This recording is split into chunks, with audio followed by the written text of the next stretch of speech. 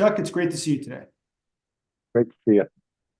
Chuck, you're a squadron leader in SEAL Team 6, and so you've got tons of experience with the military. The Russian military is just physically much larger than the Ukrainian military. They have an estimated 1.3 million soldiers. The Ukrainians are estimated to have about 600,000 soldiers. Why aren't the Russians advancing? Well, there's certainly a question of diminished Russian combat effectiveness at the point of contact. For example, over the last 6 or 8 weeks, Avdiivka has been the Russian center of gravity. It has been the principal place that they are concentrating their forces. They frequently and almost always have more than 5-to-1 superiority at the point of attack, meaning there are 5 times as many Russians attacking a position than there are Ukrainian defenders. But they're not advancing. There seems to be this disinclination on the part of Russian commanders to launch anything larger than a platoon or company-sized attack. Why is that? Well, in the last 6 weeks, there have been almost 40,000 Russian casualties in Avdiivka, almost approaching the number of dead suffered by the United States in 10 years of the Vietnam War. There is no measure on earth that this is a sustainable military effort on the part of the Russians. And they don't seem to be willing to engage in the kind of larger scale fighting that is going to actually gain them terrain. Why are the Russians doing that? I mean, they must see what's going on. They're facing these huge losses.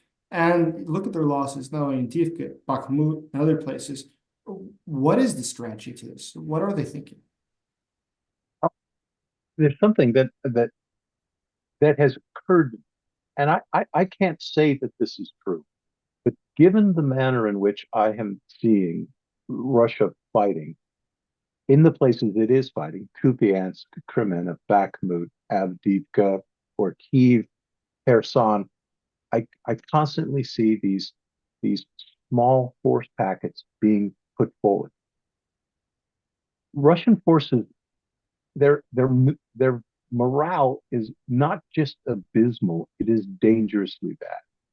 A couple of weeks ago, Russian troops of a Z Storm unit beat and stomped a colonel to death. They murdered somebody whose orders they didn't like. Looking back as a military leader myself, I cannot help but wonder if Russian officers themselves are afraid of bringing 200, 300, 400 troops together to brief them, putting them all in one room, facing them, giving them these orders. Perhaps they're afraid that the troops are going to turn on them in that moment. Something I would have thought would be impossible in any functional army. It's a real possibility here. So if Russia continues to sustain huge losses, continues to burn up the consumables, the weapons that they have, and other things, what do you anticipate going forward? I mean, does it just become harder and harder for Russia to wage a war, to effectively take terrain, if it doesn't have trained soldiers, experienced soldiers, and instead just keeps feeding them through the meat grinder? What do you think's next? Well, there was a UK Defense Intelligence assessment, which I didn't know whether to credit at first, but it's been re-reported, confirmed.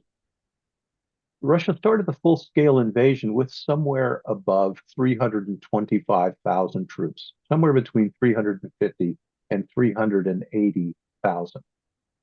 The Brits estimate that 87% of the people who invaded Ukraine are dead now. That's astounding. 87% casualty. So people sometimes ask, I still hear this, why is it that the Ukrainian offensive isn't working? Well, let's turn that around. Why isn't Russia's offensive operations not offensive because they don't seem to be able to put one together? Why is it that their individual assaults are failing everywhere? The problem is there's enough of these meat wave attacks that, look, it's starting to tell on Ukrainian valor. These are tough fights, with Ukraine almost always outnumbered at the point of attack but they are still remarkably holding Russian forces back in the main. I mean, if you were a Russian military officer looking at this situation, you see the truth. I mean, perhaps Putin is being lied to, he doesn't see the full picture, but somebody on the ground must realize how badly things are going. Do you think the Russian officers realize how bad of a situation they're in? Well, I think some of them do. Uh, One of the great things, you and I wrote that article about Prigozhin's gift to Ukraine. His mutiny, Prigozhin's mutiny, the Wagner mutiny, forced Putin to embrace his only available support, which was Minister Shoigu, who is the person, the architect of Russia's failure in Ukraine. And Shoigu has to stand between the officers, the Russian officers, willing to tell the truth to Putin. And we've seen this again and again. Shoigu dismisses officers who point out that their troops are undersupplied. They don't have counter battery fire. They don't have medical supplies. Their ammunition's running low. Those guys get disappeared. They get thrown off a balcony. And at the very least, they get relieved of command and Shoigu loyalists get put in. That's good for Ukraine because these are not people who are going to deliver a Russian victory. So looking at the overall war, and as an American veteran, what do you think right now? How important is it that the United States supports Ukraine with further military aid? It's absolutely vital. And you and I have talked about this, before the show. Ukraine desperately needs the kinds of munitions and the capabilities to break up Russian forces before they reach the zero. Russia is not going to run out of mob mix, but they will run out of ammunition, logistical supplies, command and control, nodules, and these are targets that ATACMS, HIMARS, Storm Shadows, long-range precision strike munitions can address those Russian capabilities before they get to the zero line. And unlike an Air Force, which takes years to get into action, even a single fighter platform, the F-16, it'll take years to mature that capability and deliver it to the battlefield.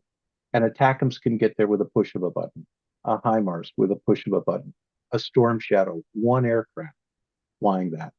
Those are the things that Ukraine desperately needs. And it's at the feet of Washington, Jason. Why aren't they there? Ask Washington. I agree. Chuck, thank you so much for your time today. Thanks, Jake. Good talking.